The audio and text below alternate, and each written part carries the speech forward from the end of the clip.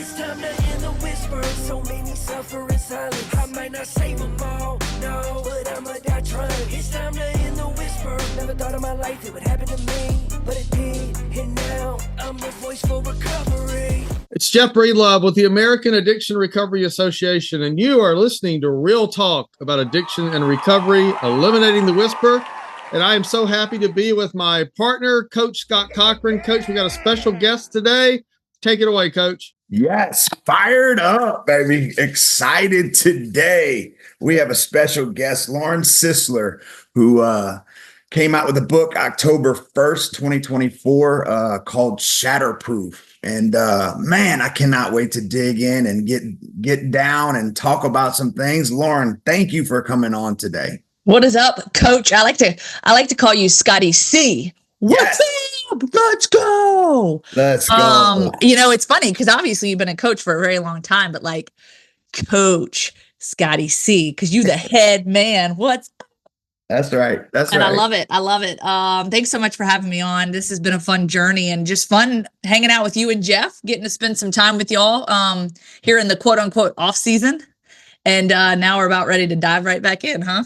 Oh yeah, I'm about to dive back in for sure. But we have summer. We have time. We have time to get ready. I know that you're going to be diving back in for sure. So that's pretty good. Our podcast is we've interviewed a lot of people. We've talked to an EMT. We've talked to family members. We've talked to people in active, recovery. And you're one of our first family members affected by this disease. And so I would really like to kick it off just for people that don't know or whatever. If you could start with a little bit of your story and why you're such a special guest to us. Well, I appreciate that. And, certainly have been trying to lean into this space for quite some time now. But there was once a point in my life as the family member of loved ones who lost their life to addiction. I was leaning away and running as far and as fast as I could because of what you guys talk about, right? Eliminating the whisper, because of the shame that I felt for so many years, because of my story. And because of what happened to my parents on March 24th of 2003, which is, as we're recording this today, tomorrow will be 22 years that I got the phone call from my dad. I was a gymnast at Rutgers, living out my dream, doing college gymnastics. That had become my dream, and thought life was going as scripted until that phone call came from my dad to let me know that my mom had died. And it just came as a complete shock because at the time I was, I was at Rutgers. I was doing everything. I was getting my feet settled in, being a college gymnast, studying, trying to keep my academics up. And I just talked to my parents on the phone a few hours before I got that call from my dad. And it was a total blow, totally shocking. And he said, get on the next plane you can. I'll be at the airport to pick you up, when he told me my mom died. And I just was shocked. I was like, what? Like, what do you mean mom died? And he said, I can't explain it. Just get on the next plane you can. And, frantically packed my bags, got everything together, booked a plane ticket. And, several hours later landed in my hometown of Roanoke, Virginia, expecting to see my dad, expecting to run and jump in his arms. And unfortunately, he didn't show up that day. And instead, it was my Uncle Mike and my cousin Justin who came to the airport to pick me up and had to tell me that my dad, too, passed away. And it was all within 5 hours of each other. And as I sat in the backseat of that car with just absolute confusion, heartbreak, numbness to the whole thing, like, it's weird to be to be on both sides of feeling so numb yet so much pain at the same time. And I was just like, what has my world come to? Like, what is going to happen now? And really it would be years, y'all, before I would actually learn the truth of what happened to my parents, because I ran and I ran and I ran and I ran and I ran because I did not want to acknowledge that both of my parents died of drug overdoses. So I ran. And I hid and I ran and I ignored everything that was the truth about that day on March 24th, because I did not want my parents to be labeled drug addicts. Yeah, of course. And that's That's the shame, and the guilt, and you know, being in recovery. I know it on my side, right? I don't know it from anybody else's perspective. I want to take you back. When you got the phone call, um, there's a story in your book about how you came up with the money to get a plane ticket. Can you go into that a little bit for us? Yeah. So, here's the thing. And of course, this is early 2000s. And I mean, this was back when like my parents were stroking checks, right? Oh, go get some gas at the gas station at the end of the street, writing the checks, go down. Of course, what I didn't realize is that money was hard to come by at the time. So I would cash the check for $20, put about $5 of gas in my car, and then go get like cheese fries at the local, all sports cafe. Right. So life was a little different back then. But my parents basically, when I went to Rutgers, I'm on scholarship, not a full ride though. And of course, I'm having to, take care of my books and my house, my room and board, my family is. And so my parents were taking out, Parent Plus loans and whatnot.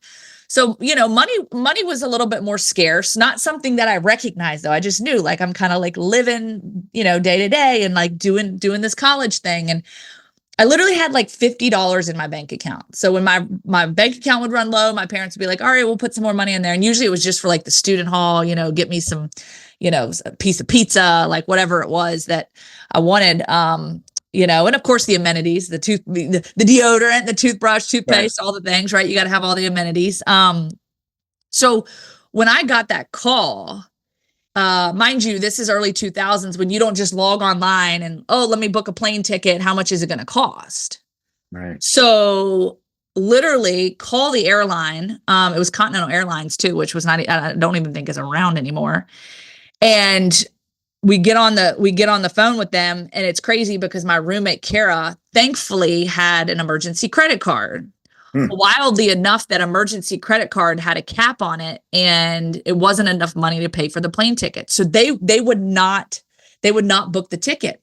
So then we literally in the middle of the night had to call her mom and wake her mom up from her slumber and be like, hey, we need you to raise the limit on this credit card. And imagine this.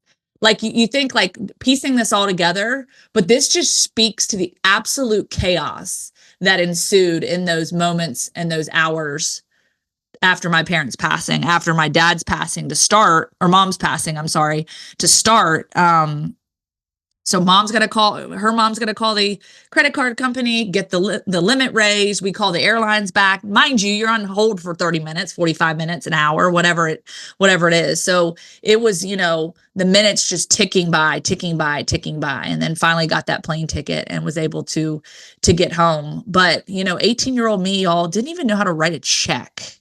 Growing up, my parents said, focus on your schoolwork, focus on your athletics, gymnastics. And, I'd wanted to get a summer job here and there, but they said, hey, do what you got to do to be the best you can be, in gymnastics and the schoolwork, keep the grades up. We'll take care of the rest. And so that was my responsibility. And here I am, 18 years old, and I get this phone call and I'm like, what?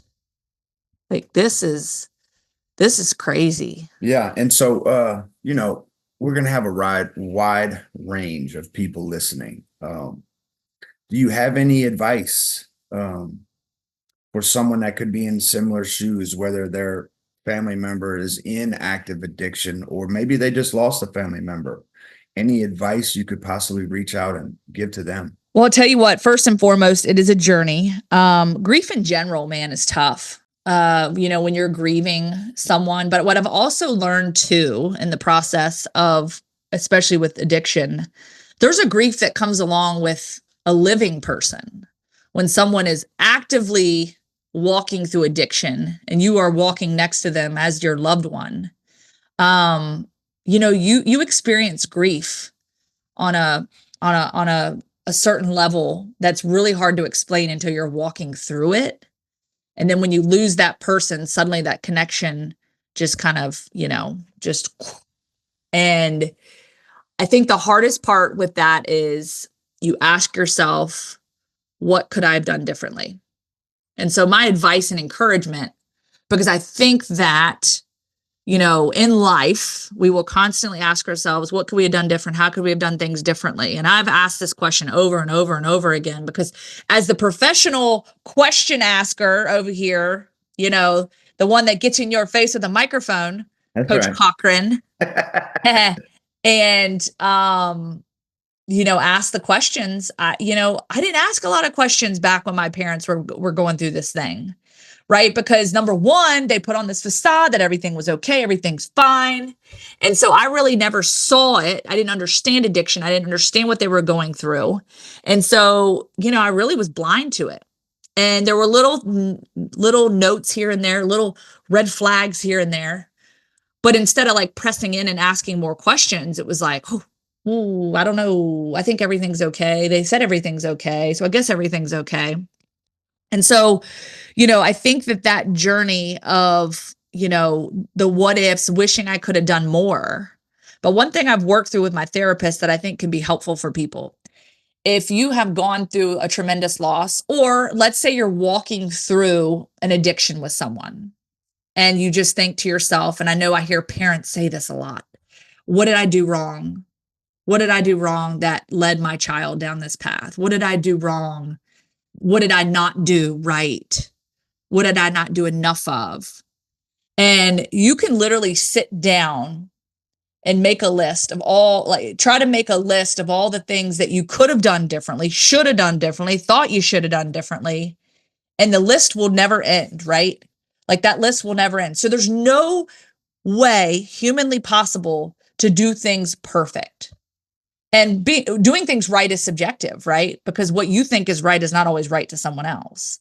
And so it's not one size fits all. And so that's what I would encourage you. If you're sitting here right now, questioning the why, the what if, how could I have done this different? Is this my fault? Number one, the answer is no. It is not your fault. And number two, as you continue to ask those questions and dig in, you have to step back and realize that, we are all given our own separate path, right? And we all have choices.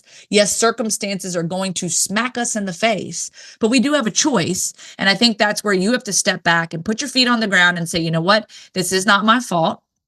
But now how do I move forward with love as I try to heal, as I'm either walking next to someone that is actively going through it or has passed away from it, and find that healing, through that journey. And, it takes time. It's not linear. It's a process, but you will get to the other side. And y'all know, you will get to the other side, just like you all have gotten to the other side of this thing. The people that are walking alongside with you will also get to the other side of this thing. Yeah, and I think it's a constant journey, it's ups and downs and sideways. You can't go over it, can't go under it. You got to go through it. You got to go through it. Yes, absolutely. You got to go through it. The courage that you have, my hat's off to you, because to speak out about this, to tell people your story, because you could have easily worked with your therapist and never told anyone. But not only are you telling people, but you also wrote a book about it called Shatterproof. And it's just, it's so good. There's so many things in that book that, my wife could relate to. I remember you saying when I mailed it to you that she got a hold of it first and you were fighting. Yeah, it was a fight. It was a fight in my house. And I was like, this is ridiculous. And she's like, I'm going to read it faster than you anyway. And I'm like, okay, go for it. That's funny. So she got it first and then I got it.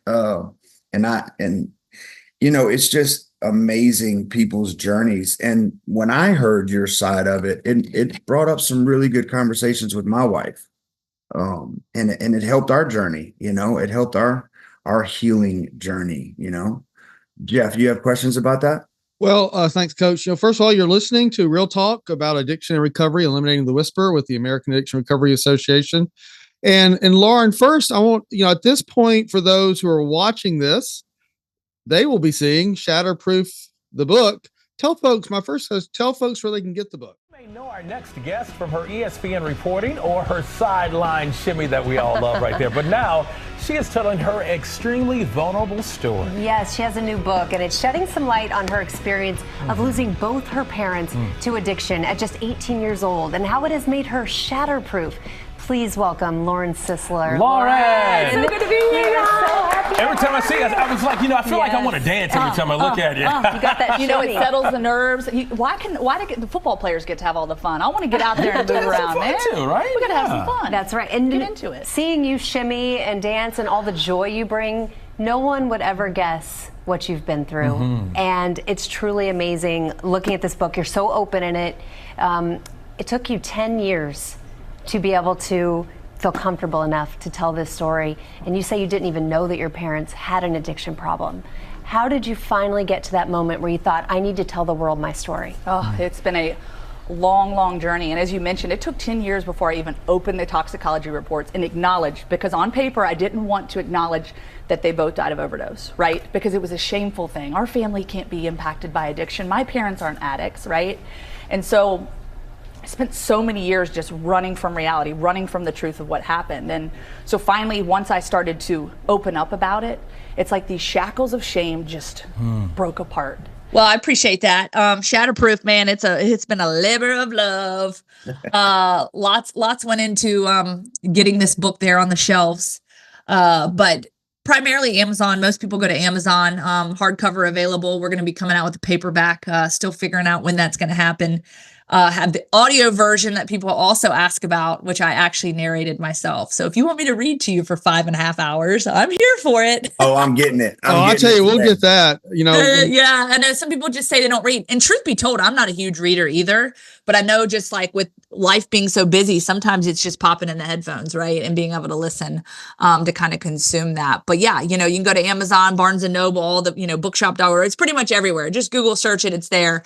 But Amazon's always like the easiest place. And, I just appreciate, just the opportunity to really kind of lean into the story, because I'll tell you this. And for anybody that, questions like, does my story matter? Right. And I imposter syndrome set in like real time. Like, does my story matter? Like, is anyone even going to care to like pick this thing up? Probably not. Right. But what I realized in the process is, number one, if it takes one person to pick that book up and get something from it, then wow, like job done, and, it was really a 2.5-year process. And I will tell you, it has been exonerating. And I say exonerating because I feel like, I talk about this a lot. When we are willing to step out of our fears and own our stories, we are able to break free from those shackles of shame, which I think are so important, right? We're able to eliminate the whisper and so become exonerated. Well, there were still so many things when I started writing the book 19 years after my parents passed. So many things I still didn't know. Because a lot of people ask, some deeper questions about like, okay, well, your dad called you and then your mom and like what happened during that time period? Well, y'all, let me tell you, the toxicology reports that had, the kind of breakdown of everything, as well as the police report of the phone call that was made from my father when my mom passed, and then everything that transpired, y'all, there are 3 paragraphs to explain the events that happened that evening. From the time that my dad found my mom to the time that he died. 3 paragraphs to outline an extremely tragic story. Like just to know that's all I had for 19 years. It was 3 paragraphs to go off of. And I didn't even open the toxicology reports for 10 years. So it really took me 10 years to even get that far. And then when I finally got that far, another 9 years where it was really just a ton of black holes and 3 paragraphs to basically say what the heck happened. Wow. Well, and that makes me think of a question, but before I ask the question, I want the folks listening to understand what I get to do. Yeah, I'm on a podcast with Coach with 8 national championship rings and the sideline shimmy. Oh yeah. How cool is that for me? I mean, I'm loving this. So, 2 folks that have taken a very public jobs and y'all are using your professional platforms to save lives and help people. First of all, in all seriousness, thank you both for doing that. I do have one piece of advice for the head of ESPN. If he doesn't send you to cover one of Coach's games and y'all do the sideline semi together, that's a ratings bonanza.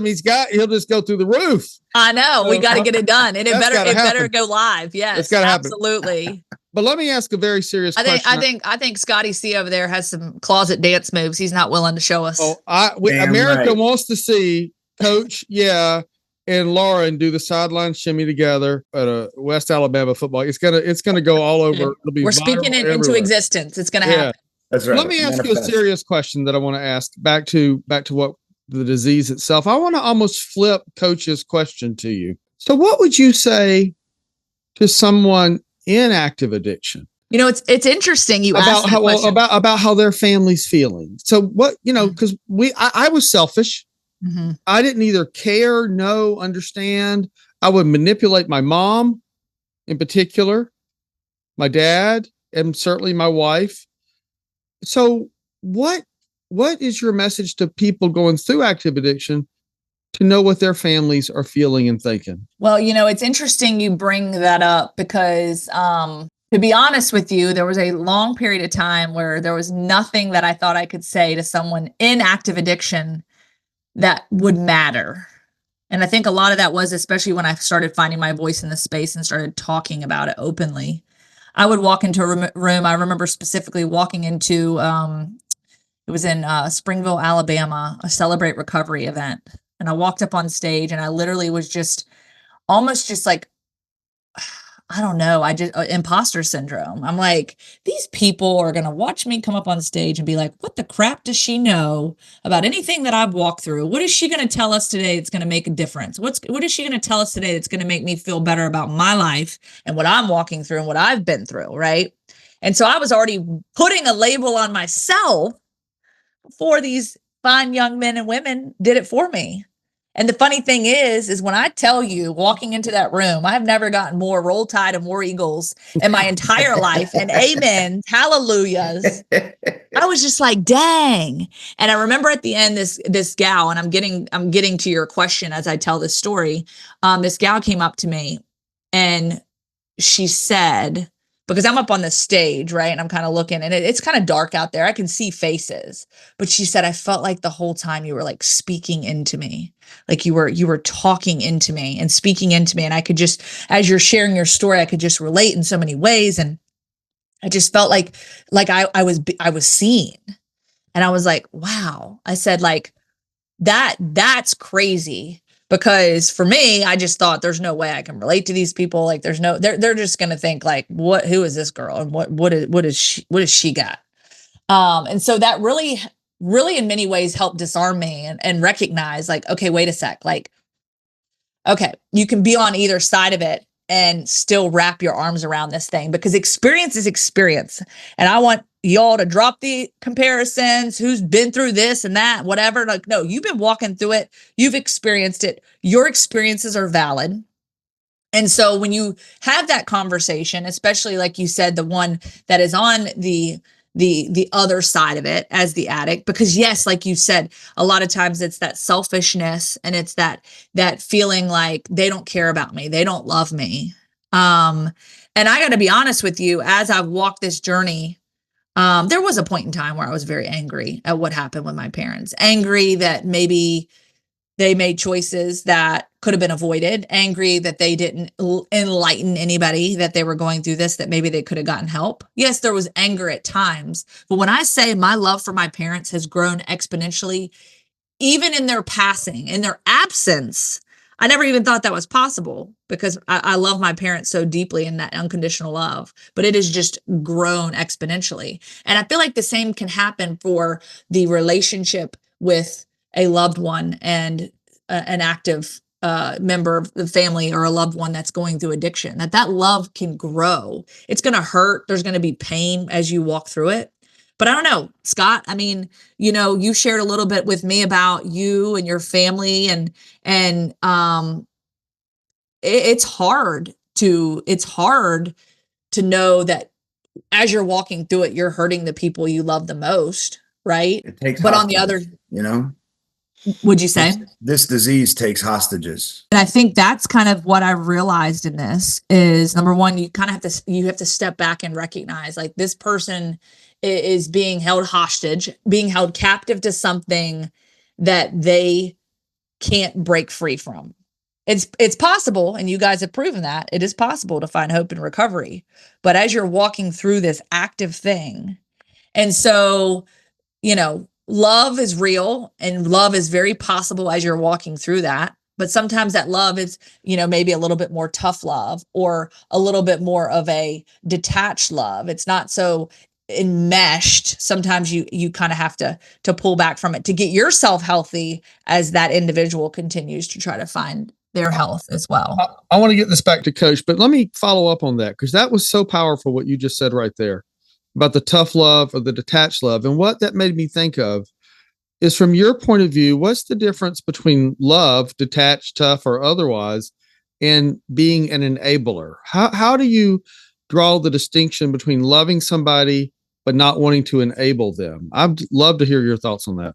Yeah, and I think that's exactly where I was kind of going with the thought process there, is because when you are walking in it with someone, it is so easy to get consumed in throwing out the life raft. Throw it out, throw it out, throw it out. You're constantly throwing out the life raft. You've got to stop throwing out the life raft, because number one, like, we are not God, and we do not have the ability to save someone's life. I can't save your life, Jeff. I can't save your life, Scott. I can't save my husband's life, my family. That is not our role. We are incapable of doing that. However, we can love them. We can provide resources. We can provide, direction and guidance. But like, when it comes to the life raft and the physical act of saving someone's life, it is impossible. And I think sometimes we become so enmeshed in that because we want to do everything we can to save their lives, that sometimes we throw out that life raft 10 too many times, and we're actually enabling them in that process versus saying, hey, you know what? You're going to have to build up some endurance and swim out in this ocean for a little while. And I'm here for you. I'm listening. I'm an arm's length away, but no more life raft, right? And so that's where you really have to draw the line. And I think a lot of that is establishing what that looks like, because it is different for everybody. What your needs are as you're walking through this thing, and you guys can speak to that, what your needs are and what your enablers are, the things that, get the juices going when someone gives you what you think you need.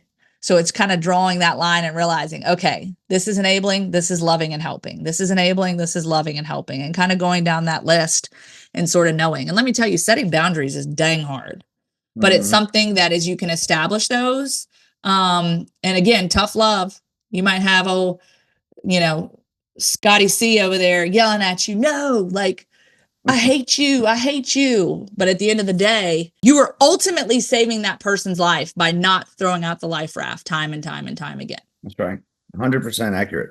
Okay, now I got a question about was there a moment, or was there something that happened that made you say, you know what? I'm going to start telling this story. I think the shift, it was a process, but crazy enough. So I landed on the scene in Alabama in 2011. So I got to hear you out there on the field yelling and screaming, like, who is this guy? That's right. You made yourself known. And I was like, all right, so we're here in Alabama. I'm covering college football. That was kind of the primary thing. I worked at CBS 42 locally in Birmingham. And, it's crazy because as I navigated into this field of sports broadcasting, it all kind of started as more of a, I love people, and I love relationships, and I love performing, because it is a lot of performing. You're out here, it's it's the entertainment industry, right? That's right. And so that was kind of the thought process around it. And then, I'm doing this thing on TV, and now I'm experiencing like the highs of like, oh, cool, I'm covering a championship team like Alabama. Like, this is crazy. Confetti's falling on the field, and hey, look at me, I'm on TV. Right. But then I realized, like, wait, there's like so much more to this as we're telling these stories about the men and women that go out here and compete every day, lay it on the line. As a former athlete myself, walking around campus with the dang ice bags wrapped around your legs, literally just limping to class, doing everything you can to like stay afloat. Yet going out there every day and competing not only for yourself, but for your team and your university, your program, your family, everyone attached to it, and saying, okay, wait a sec, like there's a story here. And then just seeing the ripple effect. Because as a reporter, I had the opportunity to go out and share stories. And really it came to me specifically, it wasn't just one moment, but when that light bulb went off was a young man named Timothy Alexander. And he is a UAB football player. UAB, he was at center point. He was one of the top tight ends in the state. And you guys probably know his story. He was injured in a car accident and paralyzed. And so his dreams of being a collegiate player and beyond were shattered. And, he ended up on the UAB football team as, they gave him a jersey number. They put him on the roster. And he was literally one of the most vocal players out there as someone that had lost his ability to walk. And I see the ripple effect as I shared his story and what came out of that.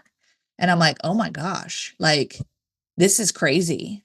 Mm-hmm. And so when I flipped the script on recognizing that it's not just out here talking X's and O's and that there's a story behind every single person that's standing on that field, and that story has the ability to impact someone else's life, that's when I was like, wait a sec, like you can't come to me and ask me to tell your story with integrity if I can't even share my own story, Mm-hmm. Like, oh, by the way, like journalists, we're supposed to have integrity. That's a big word in our industry. Wow. And oh, by the way, Lauren over here. So, Coach, let me say this. We were all together recently doing these stops across Alabama, and I got to hear Lauren's story for the first time a couple of times. Now, probably more than you'd like. No, it was great. It was great. But we talk about serious issues here, but I do want to share a moment that I think you said puts you in sort of the Hall of Fame at Alabama with this walk of, but tell everybody the story of how you made a lasting impression. Yeah. I mean, it's funny. It's funny because little did y'all know that I am the first and only female to ever be enshrined in the Alabama Walk of Fame. Yes. Go.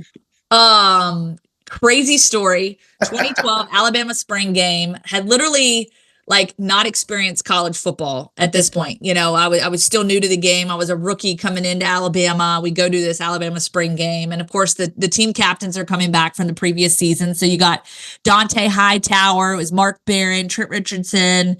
And my photographer says, hey, so everyone's gathered at Denny Chimes waiting on Nick Saban and the players to get there to put their hand in cleat print in the cement forever and ever. Amen. Oh, well, my photographer's like, can you go get me the tripod at the stadium? Well, y'all, that's about 300 yards, right? So at least I think it might be further than that. But okay, well, we need to get some math on that because it could very well be. So I'm like, okay, I got to get from Denny Chimes down to the truck and back as quick as possible. I got shoes on. I'm a has-been. I still got athletic skills. Put on the jets. Let's go. I get down to the live truck, grab the tripod out of the truck. And as I'm slamming the door shut, I'm literally hearing the sirens of the police escort is on the way. Right. Here it comes. And so I'm like, you best be turning on the jets, girl. So I take off sprinting back down University Boulevard, flash my credential. I'm official. And I go rolling through there. And I see all the reporters now standing in a circle, and my photographer was standing on the other side. So my thought was, well, the quickest way to get to my photographer so he can get set up and ready, instead of going around the circle of reporters, it was to go right through the circle of reporters, which, there's a reason those reporters were standing around guarding the wet concrete. I learned that too. I've talked to a couple of concrete companies and cement companies realized that that's concrete. I stepped in the wet concrete, y'all. My shoe goes, oh my gosh, y'all. And so of course, again, I'm a rookie, still very intimidated by Nick Saban. Probably intimidated by you too, Coach Cochran over there, like 1000%, like, oh my gosh, what am I gonna do? And so like I'm looking around and the fans are just like eating it up. Like, oh, this girl, like, what did she do? And the sirens are getting closer and closer and closer. And I'm like, oh my gosh, Nick Saban's gonna find, I'm gonna lose my job. It is over. Like, sayonara, peace out. Like, this done. And so then there's this man sitting there to my right, halo and wings. I'm pretty sure he had that day. And he had what you call a trowel. He gets down on one knee and he smooths that cement over. And he looks up at me and says, you know, we were expecting someone like you to come along someday. Oh, no. Boom. And then in comes Saban and the guys. And that was that. So, you know, never in a million years that I think that's how I'd be indoctrinated into Alabama lore. But here we are. And, you know, I'm grateful for it. I do wish I had the shoe. I say that. I wish I had the shoe that I could like have in a shadow box somewhere. I got a picture, but I don't have the shoe. And I'm very disappointed that I, for some reason at the time, just did not understand the value that shoe could one day hold. Oh, that's got major value. That's incredible. I love that story. Yeah, it's crazy. I you know, it's funny. I've never told Coach Saban that story, and I keep saying at some point when I catch him, and I've got about 3 minutes to tell the story, I'm gonna have to do it. So. Oh, he's gonna love it. He's gonna he'll probably retell it 1,000 times. I promise you. That's funny. So I got one last question. I think you kind of hit on it already, but one of the chapters in your book is how I became a sports reporter and a dang good liar. Can you go into a little bit of that? Dang good liar. Yes. So that's exactly what we were, talking about, how the integrity piece, right? You know, like that integrity piece comes in. And, you know, life, it's real easy to kind of start changing the narratives a little bit in our lives. And, well, yeah, we can fudge it a little bit. Well, maybe a little bit more. Well, that's really not so bad. And then all of a sudden you just keep creeping down that road of disaster. And, you know, for me specifically, right, I'm walking down this road of shame because of my parents. So not even technically something that I did, but I was so rooted in it. And it was me, because my parents, I'm an extension of my parents, and I felt that in every way. And I wanted to honor them the best way that I could. And so I would just tell this sugar-coated story because people want to know in general, like, what happened to your parents?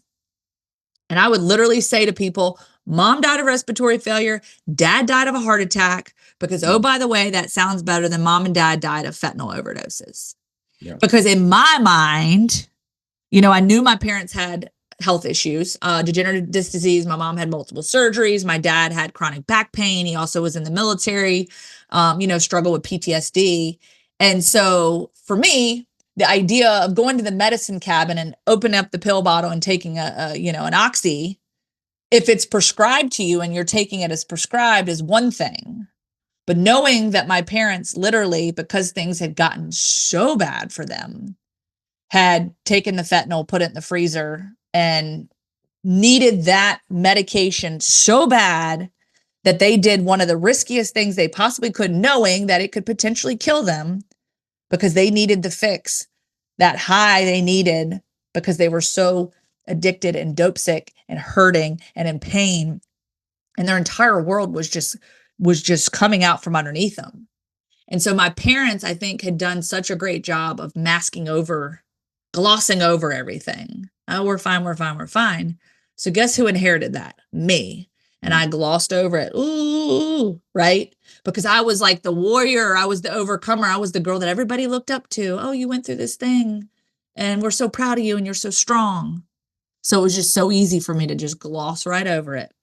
And it's crazy to think, because if I was still now 22 years removed from this thing of when that happened, still telling that same lie, like, I can't even imagine, you know? It took me 7 years to stop lying, number one. And then really 3 years beyond that till I even opened up the toxicology reports and was here in Alabama, starting to, like, little by little, like, peek open the door and say, what's on the other side of this? And so I became a dang good liar. And y'all, let's be real. You guys probably know this from experience. You can tell yourself something so many times, and you can tell others so many times that you literally speak it into existence and believe it.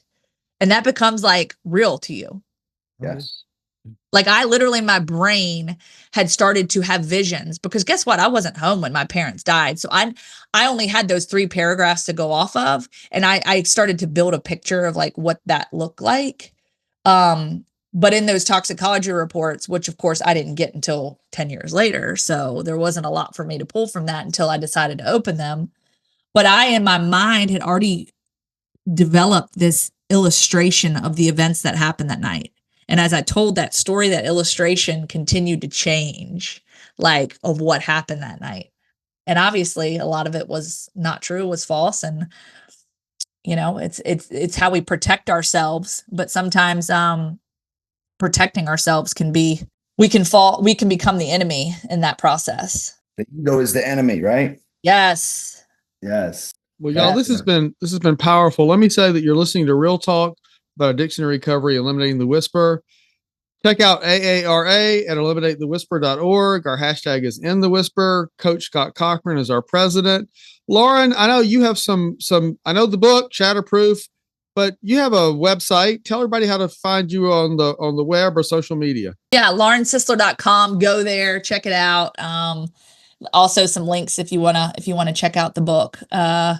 Really just kind of lean in to what, you know, the story and how faith carried me, and how, you know, just things have transpired over the course of years. And really my goal with the book, and really what I'm doing now, is being a voice. You know, Jeff, we talked about getting the opportunity to jump around Alabama and be part of the Stigma Summit series. I want to meet y'all where you're at, right? Because everybody's walking through something different, whether it's tied to addiction. Everyone experiences shame, like guaranteed. You have experienced shame. You will continue to experience shame.